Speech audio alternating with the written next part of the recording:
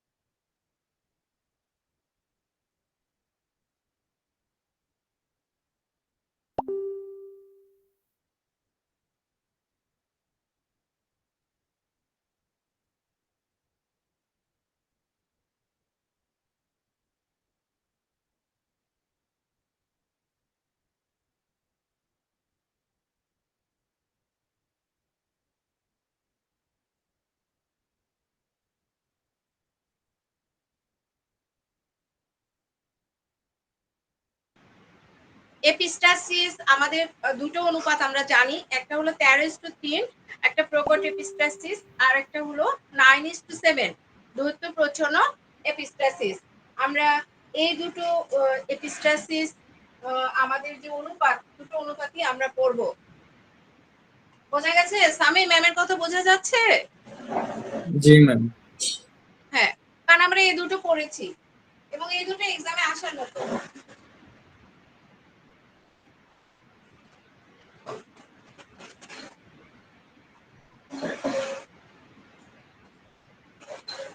Sex link,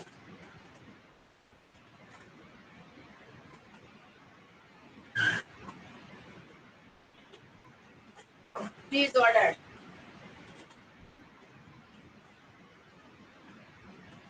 এর মধ্যে আমরা দুইটা পড়ব। একটা হলো লাল সবুজ বর্ণান্ধতা,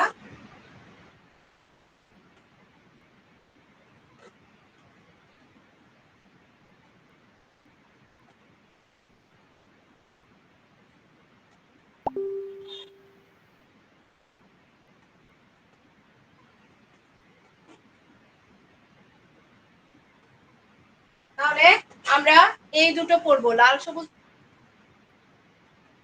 আমরা কি পড়বো? লাল সবুজ বর্ণান্ধতা, আর একটা হলো হিমোফেলিয়া। কারণ আমরা সেক্স লিঙ্ক ডিসঅর্ডারে আমরা তিনটে ডিজিজ পড়েছি, আর একটা কি পড়েছি? Muscular dystrophy.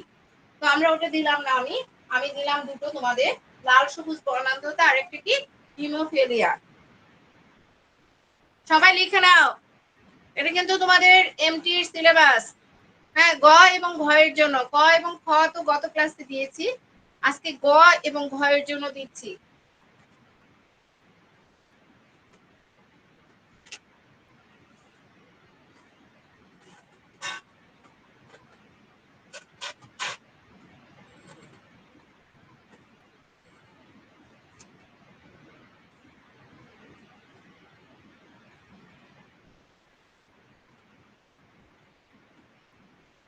ম্যাম 2 নাম্বারটা কি লিখছেন? হ্যাঁ বলো। বললাম 2 নাম্বারটা কি লিখছেন, আমি বুঝি না ফার্স্ট। প্রথমটাতে লিখেছি এপিস্টাসিস 13:3 অনুপাত ও 9:7 অনুপাত। দুটো অনুপাতের কি পড়বা? বর্ণনা পড়বা।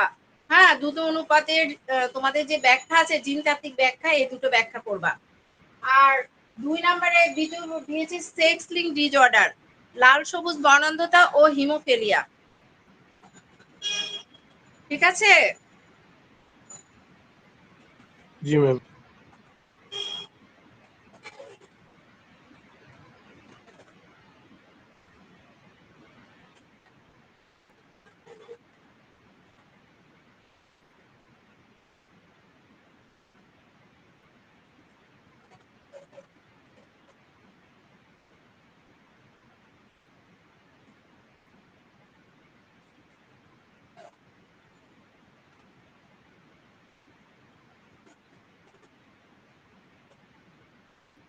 এরপর আমি লিখেছি ল্যামার্ক বাদ। লামার্ক বাদে কি আছে? আমরা জানি যে লামার্ক বাদ যেটা, লামার্কের হলো অর্জিত বৈশিষ্ট্যের উত্তরাধিকার। ল্যামার্ক বাদটা কি? অর্জিত বৈশিষ্ট্যের উত্তরাধিকার। এখানে ল্যামার্কের যে ল্যামার্ক বাদ আছে এটাকে কয়টা ভাগে? 4টা সূত্রে ভাগ করেছেন একজন বিজ্ঞানী, ডটসন। আমরা এই 4টা ভাগ ভালো করে পড়বো এই ল্যামার্ক বাদের। আর ডারউইনিজম যেটা আছে, ডারউইনিজমের নাম হলো প্রাকৃতিক নির্বাচন মতবাদ। এই প্রাকৃতিক নির্বাচন মতবাদের যে ব্যাখ্যা আছে আমরা এই ব্যাখ্যাগুলো পড়ব। এবং আরেকটা জিনিস আছে এর সঙ্গে, যে নব্য ডারউইনবাদ, এটা একটু দেখব। এই 4টা তোমাদের গ এবং ঘ মার্কসের কোশ্চেন। এটা এখান থেকে তোমাদের গ এবং ঘ মার্কসের কোশ্চেন থাকবে। রফিক,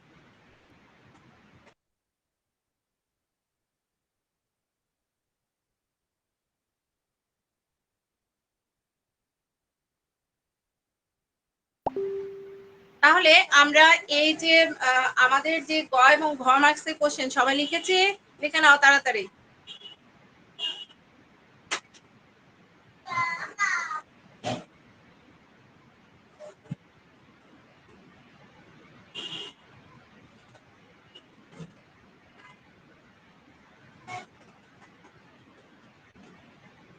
সামি, লেখা শেষ হলে আমাকে বলো। জি ম্যাম হয়েছে।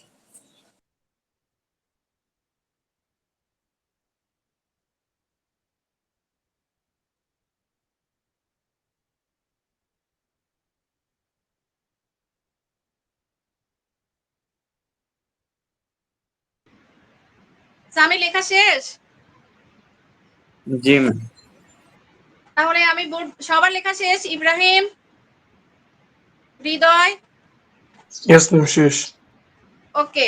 তাহলে এটা বুঝতে তো আমাদের প্রবলেম নেই, প্রবলেম আছে?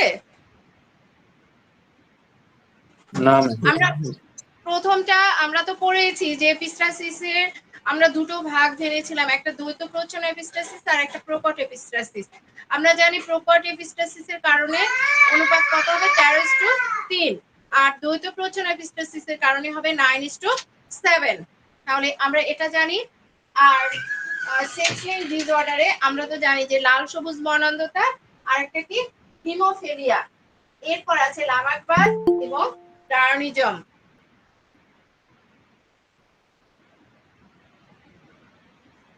তাহলে পরীক্ষার সিলেবাস নিয়ে আর কারো কোনো তো ইয়ে নেই?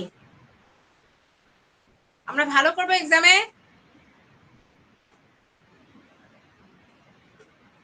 ইনশাআল্লাহ ম্যাম।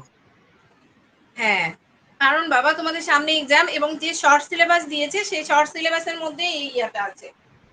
আচ্ছা, আমরা এখন, আমি উপরে লিখেছি যে আমি অধ্যায় 4 পড়াবো আজকে, কারণ অধ্যায় 4 আমি রিভিশনে চলে যাব। ম্যাম এই তো অধ্যায় নিয়ে নমুনা কোশ্চেন যদি বলতেন। এই অধ্যায়ে কি হয়েছে? ম্যাম মানে ওই যে সিকিউ গুলো। এই অধ্যায় ও সিকিউ কি মানে তুমি বলতেছো যে ক্রিয়েটিভ বলে আমি বুঝাই দেবো সেরকম? জি ম্যাম, সমস্যা আচ্ছা, আছে। ওটা নেক্সট ক্লাসে ওটা দিবনি, কারণ হলো নতুন একটা অধ্যায় আজকে রিভিশন করাবোই। কারণ তোমাদের তো আসলে এক্সাম চলে আসতেছে, রিভিশনটা না করালে আসলে কেমন হয়? রিভিশনে একটা রিভিশন করাই দেই, কারণ আমাদের 5টা অধ্যায়, তো তার মধ্যে একটা রানিং, আর এটা করলে তোমাদের 2টা হয়ে যাবে আর 3টা থাকবে। ইনশাআল্লাহ আমরা পরীক্ষার আগ পর্যন্ত খুব সুন্দরভাবে রিভিশন করতে পারবো। ম্যাম সিকিউ তাহলে নেক্সট ক্লাসে করাবো।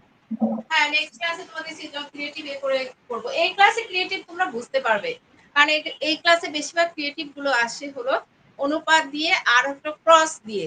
যেমন ধরো লাল ইয়া দিবে, লাল এবং সাদা ক্রস করা হবে, এরকম মানে মেডেলের যে সূত্রগুলো আছে এটা এইভাবে আসবে।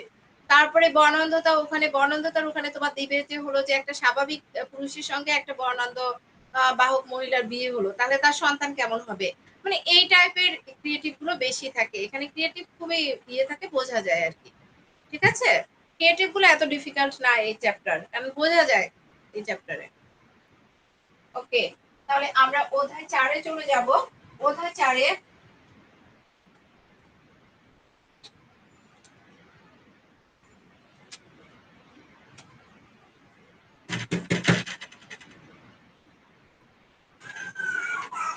ওই আমার টেবিলের উপরে দেখাচ্ছিল অধ্যায় 4 লেখা আছে।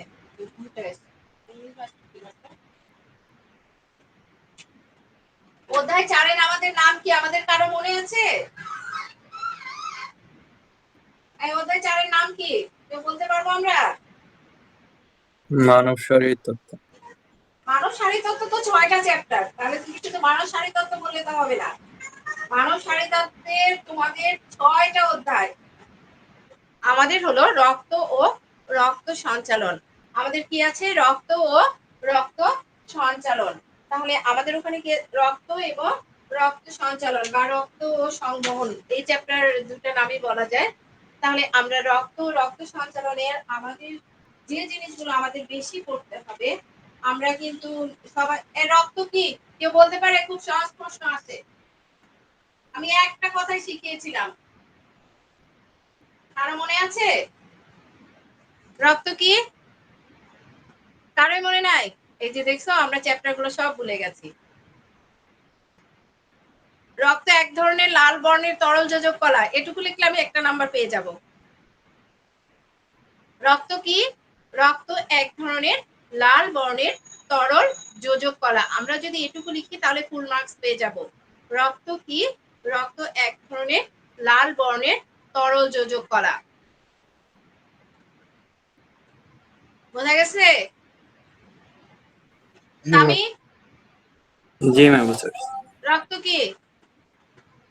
রক্ত এক ধরনের লাল বর্ণের তরল যোজক কলা। হ্যাঁ, পরীক্ষায় আসলে এটুকু লিখলেই আমার ফুল মার্কস। পরীক্ষায় আসে সাধারণত খুব সহজ কোশ্চেনও চলে আসে। আর তোমাদেরকে বলেছি যে এবার আসলে অনেক সহজ কোশ্চেন তোমাদের চলে আসবে, কোশ্চেন অনেক ইজি হবে।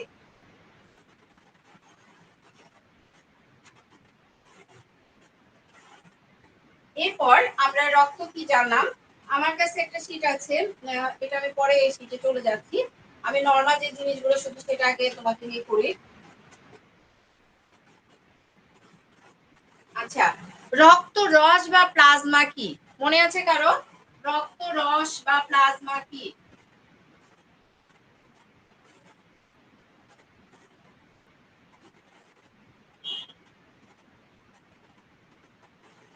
আমার মনে হয় আমার সঙ্গে সঙ্গে তোমাদের কাছে খাতা রাখলে ভালো হবে। এটাও খুব সহজ অ্যান্সার, কিন্তু আমাদের জানা নেই। এটাও খুব সহজ অ্যান্সার। অ্যান্সারটা কি? রক্তের হালকা যে হলুদ বর্ণের তরল অংশ, সেটাকেই বলা হয় রক্তরস বা প্লাজমা। তাহলে রক্তের হলুদ বর্ণের হালকা হলুদ বর্ণের তরল অংশের নাম কি? রক্তরস বা প্লাজমা। রুবায়েত বলো, প্লাজমা কি?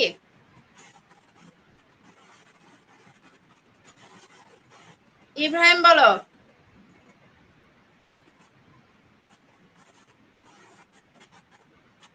তাহলে আমরা যদি না শুনি, কার জন্য আমি কথা বলি?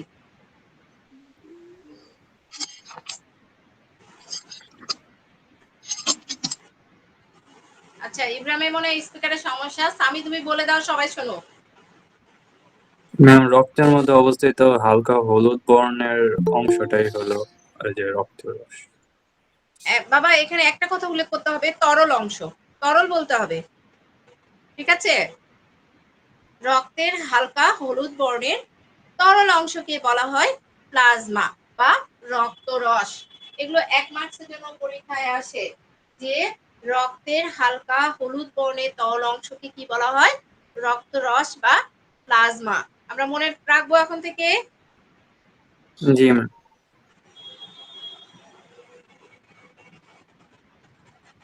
এখন কথা হলো যে রক্ত কণিকা কি? এটাও অ্যান্সার সহজ, কিন্তু না জানলে কঠিন। রক্ত কণিকা কি?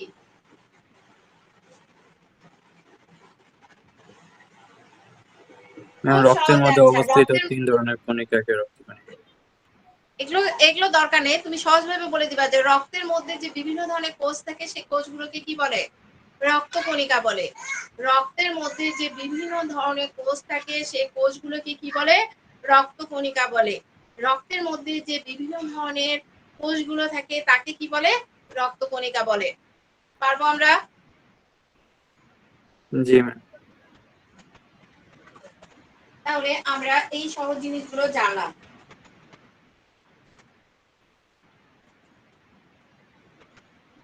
হিমোগ্লোবিন কি? কেউ বলতে পারবে হিমোগ্লোবিন কি?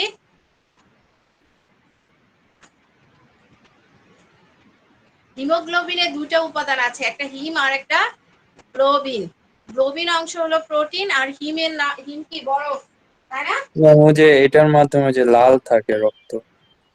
হ্যাঁ, কিছু নয়, তুমি যদি এই কথাও লিখে দাও যে লাল বর্ণের যে রঞ্জক পদার্থ সেটাই হলো হিমোগ্লোবিন, তাও তুমি ফুল মার্কস পেয়ে যাবা। লাল বর্ণের যে রঞ্জক পদার্থ তাকে কি বলে? হিমোগ্লোবিন বলে। কারণ হিমোগ্লোবিন থাকার কারণে তো আমাদের রক্ত লাল দেখায়, তাই না? হিমোগ্লোবিন থাকার কারণেই আমাদের রক্ত কি হয়? লাল দেখায়। তাহলে আমরা হিমোগ্লোবিন সম্পর্কে জানলাম।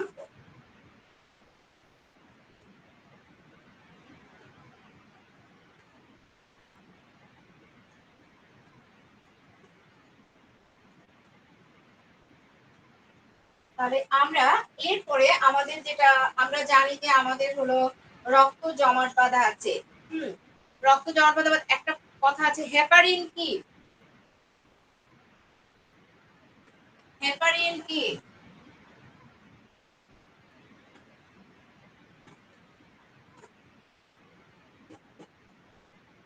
হেপারিন হলো রক্তের মধ্যে অবস্থিত একটা রাসায়নিক পদার্থ, সে কি করে? রক্তকে জমাট বাঁধতে বাধা দেয়। হেপারিন কি করে? রক্তকে জমাট বাঁধতে বাধা দেয়। হেপারিন রক্তকে কি করে? জমাট বাঁধতে বাধা দেয়। হেপারিন রক্তকে জমাট বাঁধতে কি করে? বাধা দেয়। তাহলে হেপারিন কি পরীক্ষা আসতে পারবো? জি ম্যাম। এখন দেখো যে প্রশ্নটা খুবই আসে যে রক্ত তঞ্চন বা জমাট বাঁধা কি? রক্ত তঞ্চন বা জমাট বাঁধা কি?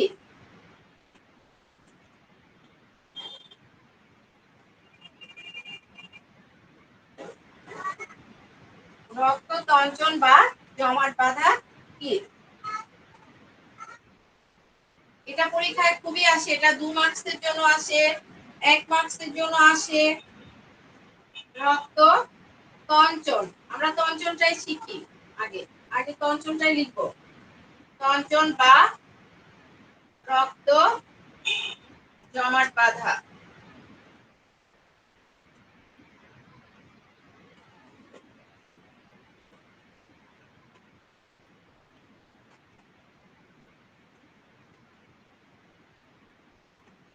তাহলে রক্ত তঞ্চন বা রক্ত জমাট বাঁধা কি? আমরা জানি যে কোনো স্থানে কেটে গেলে কি হয়, আমাদের সেখান থেকে রক্ত বের হয়। এই রক্ত নির্গত হওয়া রক্তে প্লাজমা থেকে ফাইব্রিনোজেন আলাদা হয়ে ফাইব্রিনোজেন জালক গঠনপূর্বক রক্তপথ বন্ধ করে এবং রক্তের অবশিষ্টাংশ ঠিক করে জেলির ন্যায় থকথকে পিণ্ডে পরিণত করে। তাকে কি বলে? রক্ত তঞ্চন বা রক্ত জমাট বাঁধা বলে। এবং এই রক্ত জমাট বাঁধার কতটা ফ্যাক্টর কাজ করে? 13টা ফ্যাক্টর। 2 মার্কসের জন্য আসলে আমরা এটুকু লিখবো। আমি শীটটা আজকেই দিয়ে দিব তোমাদের। হ্যাঁ, শীটটা তোমরা আজকেই পেয়ে যাবা, ক্লাস শেষে দিয়ে দিব।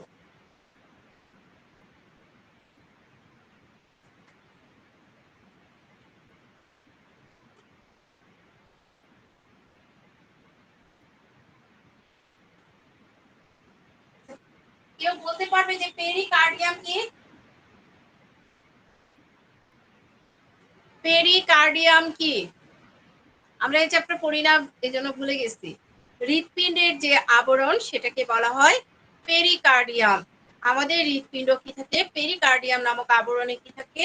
আবৃত থাকে। মনে থাকবে। আমাদের হৃৎপিণ্ডের পেশির নাম কি? কেউ বলতে পারবে? হৃদপেশি। হৃৎপেশি বা কার্ডিয়াক পেশি। ইংলিশটাও মনে রাখবে। কারণ কায়দা করে কি করে এমসিকিউ ইংলিশটা দিয়ে দেয়, এই জন্য তোমরা ইংলিশটা মনে রাখবে, কার্ডিয়াক পেশি। তাহলে আমরা গুড, আমি মনে রাখতো। ম্যাম এর আগের কোশ্চেনটা জানি কি ছিল, ট্রাই করব। এর আগের কোশ্চেন ছিল হলো যে তোমাদের পেরিকার্ডিয়াম কি? ম্যাম ওটার পেরিকার্ডিয়াম অ্যানসারটা আরেকবার। হৃৎপিণ্ডের আবরণ, হৃৎপিণ্ডের আবরণকে কি বলে? পেরিকার্ডিয়াম বলে। হৃৎপিণ্ডের আবরণকে কি বলে? পেরিকার্ডিয়াম বলে। হৃৎপিণ্ডের আবরণকে কি বলা হয়? পেরিকার্ডিয়াম।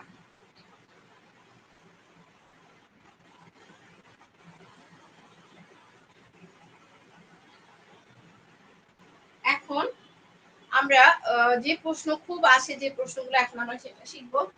হার্টবিট কি? হার্টবিট কি? হার্টবিট কি? কেউ বলতে পারবে? হৃৎপিণ্ডের সংকোচন এবং প্রসারণকে একত্রে বলা হয় হার্টবিট।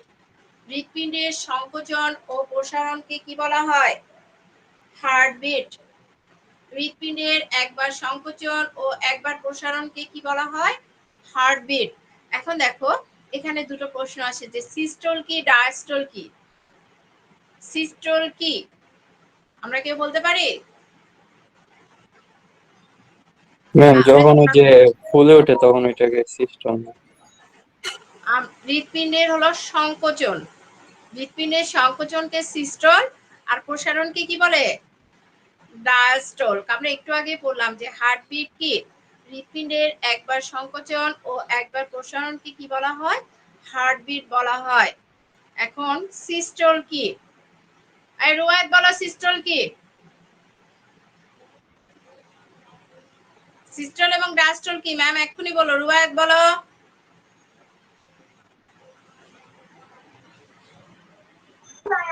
ম্যাম হৃৎপিণ্ডের উঠা নামার যে কার্যক্রমটা আছে ওইটা সিস্টল আর ডায়াস্টল। না, সেটা বলা যাবে না, ওটা কোনো সংজ্ঞাই না। তোমাকে সুন্দরভাবে বলতে হবে যে হৃৎপিণ্ডের সংকোচনকে সিস্টল আর প্রসারণকে ডায়াস্টল। হ্যাঁ 236 রোল, তুমি আবার বলো সিস্টল কি ডায়াস্টল। হ্যাঁ ম্যাম ওই হৃদযন্ত্র ম্যাম সংকোচনকে সিস্টল আর প্রসারণকে ডায়াস্টল বলে গুড। ম্যাম নাকি?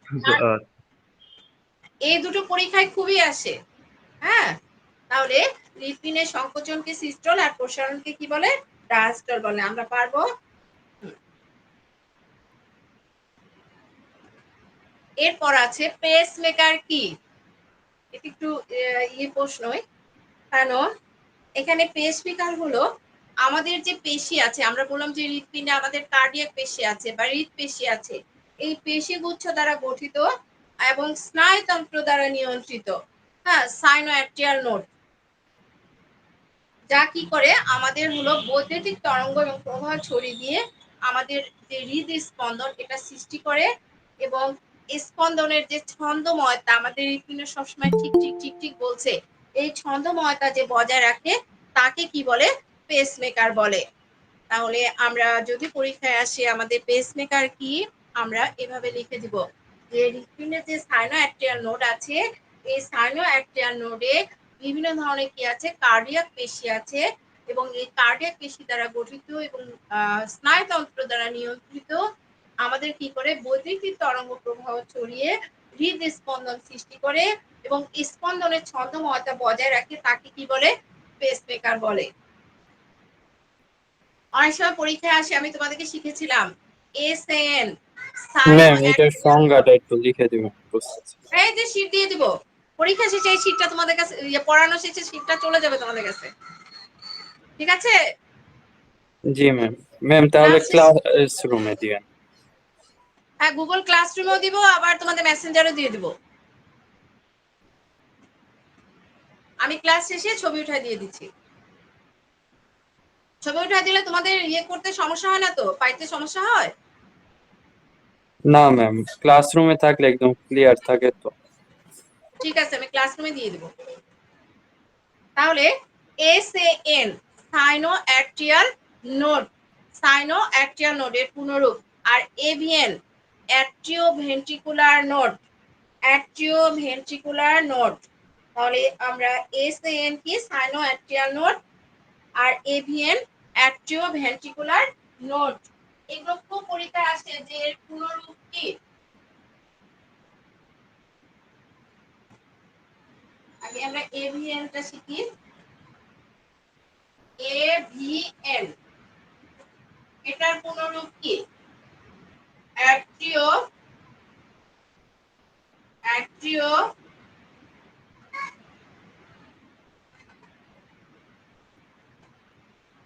Ventricular node. আরেকটা আছে এসএএন, এসএএন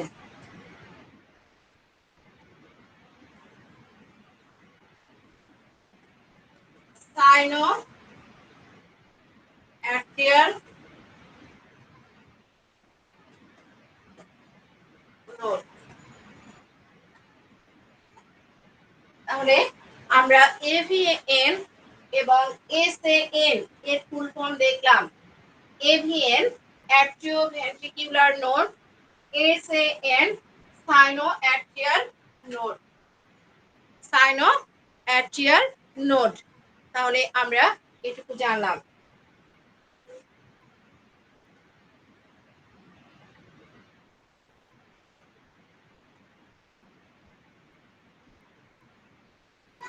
এরপরে অনেক সময় পরীক্ষায় আসে যে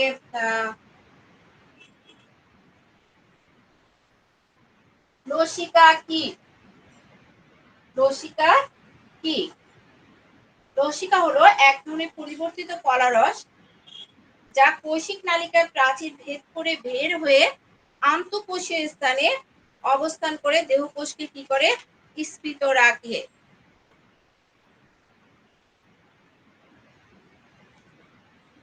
ম্যাম আরেকবার বল। হ্যাঁ, আরো 3 বার বলবো, শুধু একবার না। দাঁড়াও,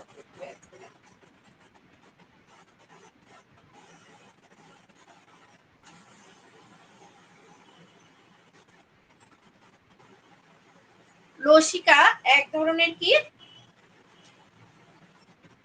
পরিবর্তিত। পরিবর্তিত বোঝো মানে যে চেঞ্জ হয়ে যায় কলারস।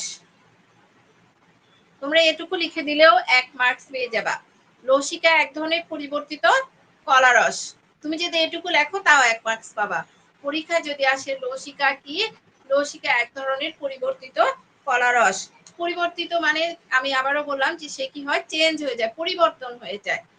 হ্যাঁ, যা কি হয়? কৈশিক ম্যাম নালিকার লসিকা কি ওই যে বর্ণহীন রক্তকণিকা ওইটা না? হ্যাঁ, সেটা লিখলেও হবে, সমস্যা নাই। ওটাও লিখতে পারো, এটাও লিখতে পারো। ঠিক আছে, তুমি দুটোই লিখতে পারো।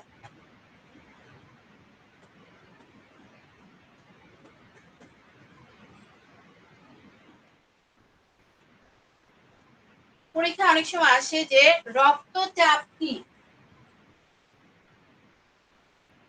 রক্তচাপ কি? আমাদের হৃৎপিণ্ড থেকে যখন রক্ত বের হয়ে আসে, বের হয়ে আসার সময় সে কি করে? হৃৎপিণ্ডে যে প্রাচীর আছে সেখানে প্রবাহিত হওয়ার সময় সে কি করে? একটা চাপ প্রয়োগ করে।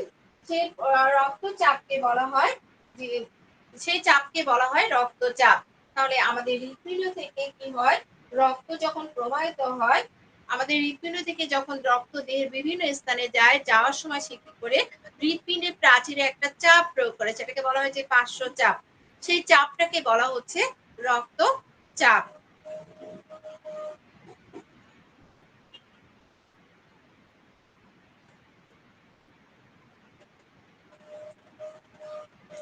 ম্যাম এটা কি হৃৎপিণ্ডের প্রাচীরে দেয় এই চাপটা? এটা হ্যাঁ, হৃৎপিণ্ডের প্রাচীরে এই চাপ দেয়। রক্তটা যাওয়ার সময়, আমাদের রক্তটা হৃৎপিণ্ড থেকে দেহে যখন যাবে, যাওয়ার সময় সেই হৃৎপিণ্ডের প্রাচীরে একটা চাপ দিয়ে যায়, সেটাই হলো রক্তচাপ।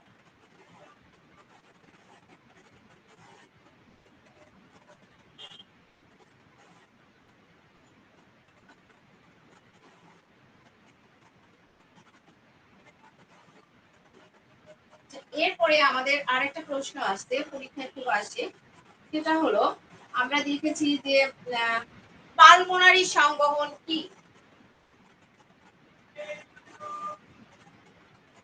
পালমোনারি সংবহন কি? আর এটা একটু আলাদা, এই জন্য এই সংজ্ঞাটা পরীক্ষায় আসে যে এখানে হৃৎপিণ্ড থেকে কার্বন ডাই অক্সাইড সমৃদ্ধ রক্ত কোথায় যায়? ফুসফুসে যায়। তাহলে হৃৎপিণ্ড থেকে কার্বন ডাই অক্সাইড সমৃদ্ধ রক্ত ফুসফুসে প্রেরিত হয় যে পদ্ধতিতে, সেটাকে বলা হচ্ছে পালমোনারি সংবহন। পরীক্ষায় আসে যে পালমোনারি সংবহন কি?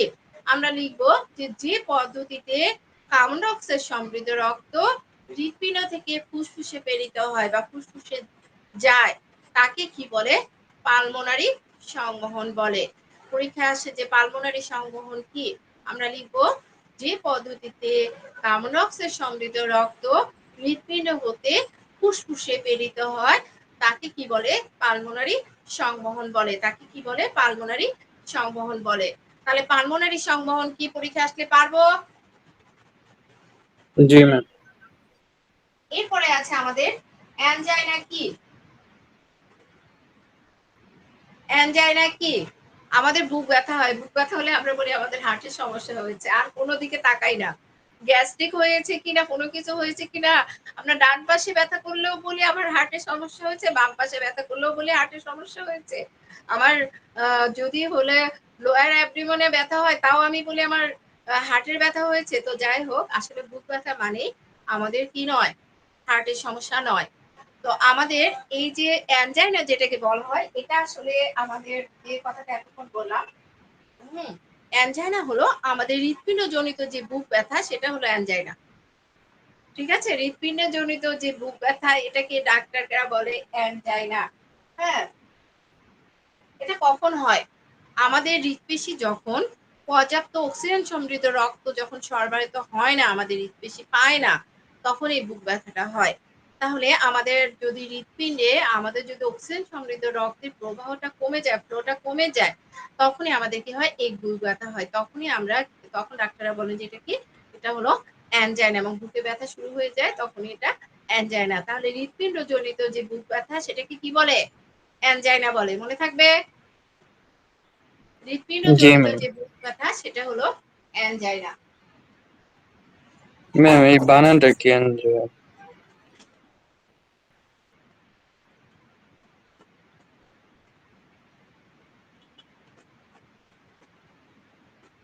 তাহলে আমরা অ্যানজাইনা সম্পর্কে জানলাম। বোঝা যাচ্ছে বোর্ডে আমি? জি ম্যাম।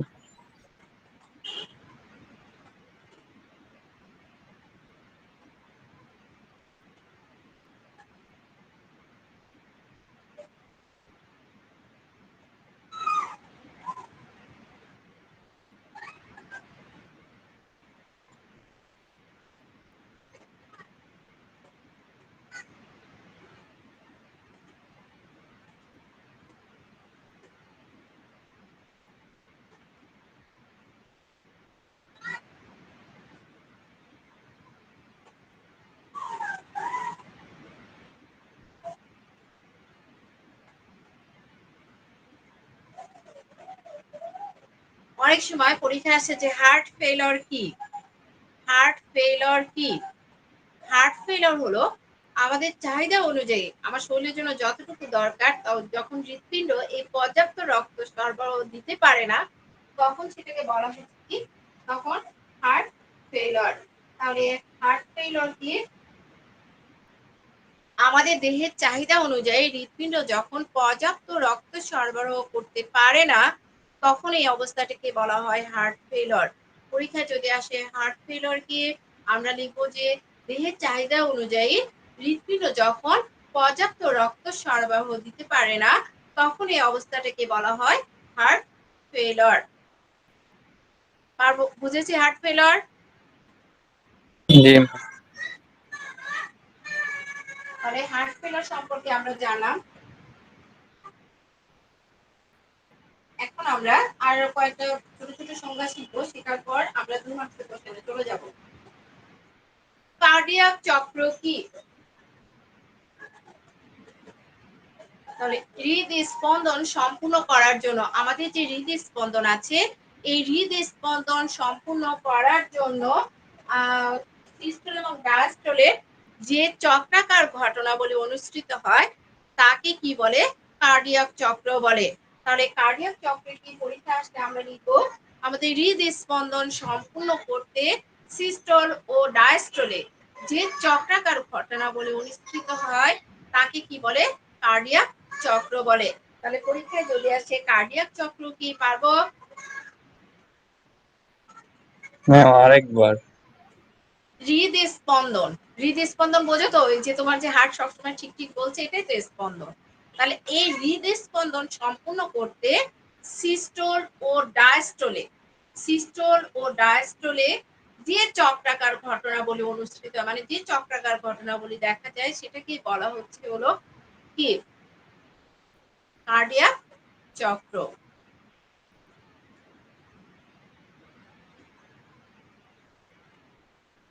বৃক্ক মানে কি কেউ বলতে পারো? ইংলিশে বৃক্ককে কি বলে? কিডনি। কিডনি। তাহলে এটা কেন বললাম? আরেকটা সংজ্ঞা আছে যে রেনাল সংবহন কি? রেনাল সংবহন কি? আমরা এই সংজ্ঞাটা জানি, কিন্তু আমি যদি না শুনি তাহলে পারবো না। এটা কিছুই না, হৃৎপিণ্ড ও বৃক্কের মধ্যে যে রক্ত সংবহন সেটাকে বলা হয় রেনাল সংবহন। হৃৎপিণ্ড ও বৃক্কের মধ্যে রক্ত সংবহনকে কি বলে? রেনাল সংবহন বলে। হৃৎপিণ্ড ও বৃক্কের মধ্যে রক্ত সংবহনকে কি বলে? রেনাল সংবহন বলে। তাহলে পরীক্ষা আসতে পারবো রেনাল সংবহন কি? ম্যাম বৃক্ক ও হৃৎপিণ্ডের মধ্যে যে সংবহন সেটা হলো রেনাল। অবশ্যই রক্ত সংবহন বলতে হবে, রক্ত কথাটা উল্লেখ করতে হবে। হৃৎপিণ্ড ও বৃক্কের মধ্যে যে রক্ত সংবহন সেটাকে বলা হয় হলো রেনাল সংবহন।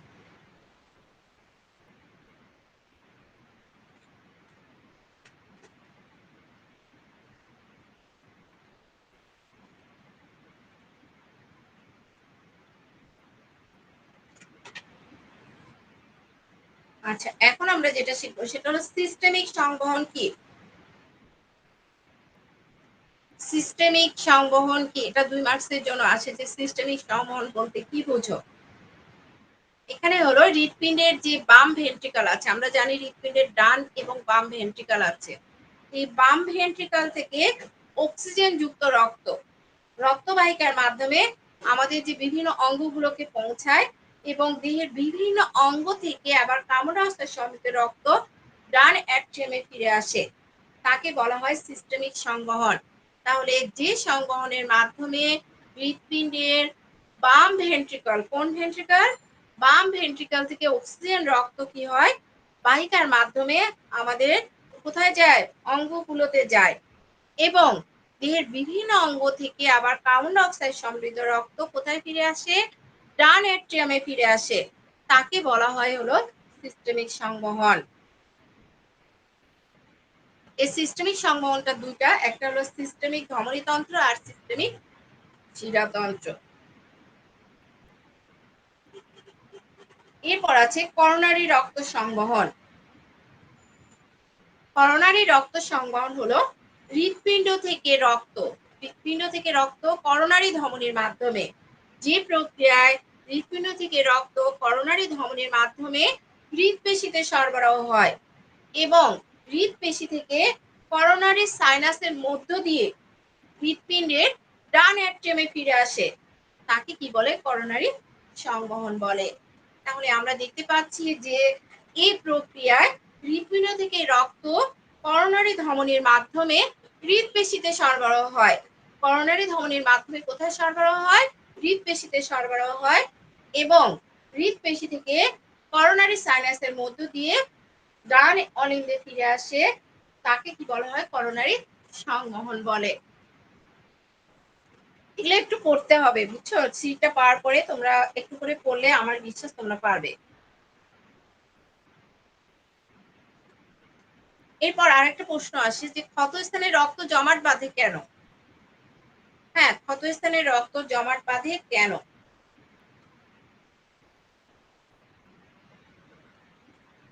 আমরা জানি যে রক্ত জমাট বাঁধে 13টা ফ্যাক্টর কাজ করে। হ্যাঁ, তো এই 13টা ফ্যাক্টরের মধ্যে যে ফ্যাক্টর গুলো আছে, প্রধান 4টা ফ্যাক্টর আছে, এই ফ্যাক্টর গুলো সেখানে আসে এবং মিশে বিক্রিয়া করে তারা কি করে রক্তকে জমাট বাঁধায়।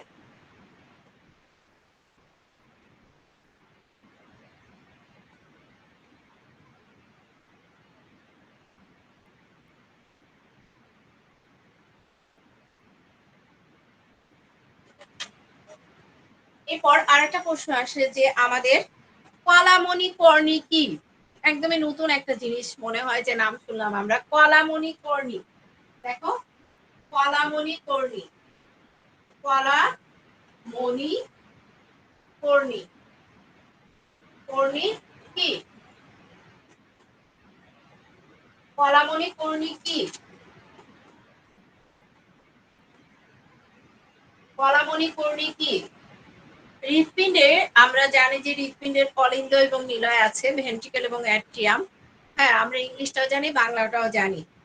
এই নিলয়ের যে প্রাচীর আছে, এই প্রাচীরের অন্তঃগাত্র বোঝো, একদম ভিতর হতে যে মাংসল পেশিগুলো নিলয় প্রকোষ্ঠে অভিক্ষেপিত অবস্থায় থাকে। অভিক্ষেপিত অবস্থায় বোঝো, মানে যে এরকম করে ছড়িয়ে এইভাবে কি আছে, লম্বা লম্বা হয়ে আছে, অভিক্ষেপিত অবস্থায় থাকে, সেগুলো হলো কলামণিকর্ণী। আসলে কলামণিকর্ণীটা এটা হলো মাংসল পেশি আর কি। হ্যাঁ, এই পেশিগুলো কোথা থেকে, নিলয়ের যে প্রকোষ্ঠ আছে সেই প্রকোষ্ঠে তারা কি থাকে, অভিক্ষিত অবস্থায় থাকে, সেটাই হলো কলামণিকর্ণী। এরপর আমাদের আরো প্রশ্ন আছে যে এনজিওপ্লাস্টি কি? এনজিওপ্লাস্টি কি? আমরা জানি যে আমাদের হার্টে কি হয়, চর্বি জমা হয়, এটা আমাদের জানা। এই করোনারি ধমনির দেওয়ালে চর্বি জমা হয়ে রক্ত প্রবাহে বাধা তৈরি হলে অথবা রক্ত প্রবাহের পথ শুরু হয়ে গেলে এটিকে যান্ত্রিকভাবে প্রশস্ত করে চিকিৎসার কৌশলই হলো এনজিওপ্লাস্টি বা এনজিওপ্লাস্ট। এরপর আরেকটা প্রশ্ন আছে যে মায়োজেনিক নিয়ন্ত্রণ কি? বাইরের কোনো উদ্দীপনা ছাড়া হৃৎপিণ্ডে ক্রিয়া, আসলে হৃৎপিণ্ড যে সারাক্ষণ ঠিক ঠিক ঠিক ঠিক বলছে, বাইরে থেকে কিন্তু কেউ তাকে উৎসাহ দিচ্ছে না যে তুমি ঠিক ঠিক ঠিক ঠিক বলো, সে কিন্তু নিজের কাজ সবসময় করে যাচ্ছে। তাহলে দেখো, বাইরের কোনো উদ্দীপনাই সেখানে নেই, বাইরের কোনো উদ্দীপনা ছাড়াই হৃৎপিণ্ডের ক্রিয়া কি হয়, স্বয়ংক্রিয়ভাবে নিয়ন্ত্রিত। ক্রিয়া মানে কি, হৃৎপিণ্ড তার কাজগুলো কি করছে, নিজে নিজে করছে বা স্বয়ংক্রিয়ভাবে যে নিয়ন্ত্রিত হচ্ছে, এই ধরনের নিয়ন্ত্রণকে বলা হচ্ছে মায়োজেনিক নিয়ন্ত্রণ। এই ধরনের নিয়ন্ত্রণকে কি বলা হচ্ছে, মায়োজেনিক নিয়ন্ত্রণ। তাহলে আমরা আজকে চতুর্থ অধ্যায়ের আমাদের যে এই এতক্ষণে ক্লাসে জয়েন করে, হ্যাঁ এতক্ষণে কেউ ক্লাসে জয়েন করে বাবা? তাহলে আমরা চতুর্থ অধ্যায়ের আমাদের যে জ্ঞান এবং অনুধাবনমূলক শীটটা মোটামুটি আমরা এটা শেষ করে ফেললাম।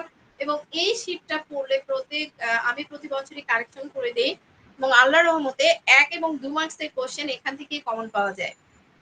এবং আমি যতদিন সৃজনশীল এসেছে 9-10 বছর পড়াচ্ছি, এই শীট থেকে কমন পড়েছে। প্রত্যেক বছরই কিছু না কিছু সংযোজন হয় শীটে।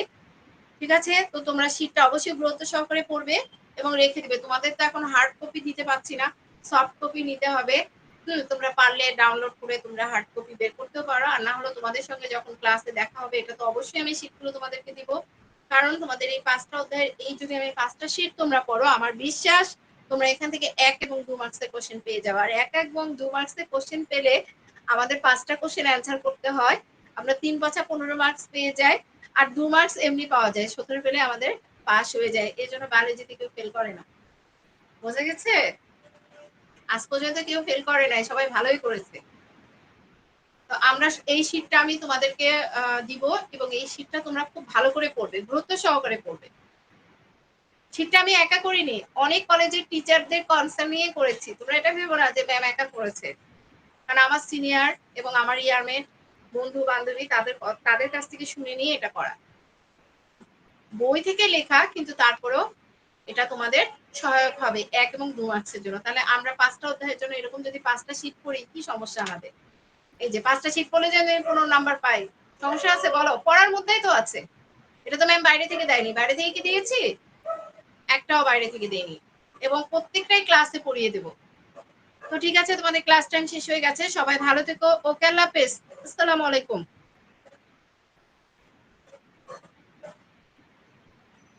ওকে, ম্যাম আল্লাহ হাফেজ। অ্যাটেন্ডেন্স অ্যাটেন্ডেন্স তো তোমাদের এখন ওই যে ডোমেনের মাধ্যমে নেওয়া হয়, তোমাদের কি অন্যরা অ্যাটেন্ডেন্স নিচ্ছে? না ম্যাম, মানে অনেক সময় আবার নেয় link দিয়ে। ও আচ্ছা, যখন ওটা কাজ করে না তখন নেওয়া হয়, টোটাল অ্যাটেন্ডেন্সটা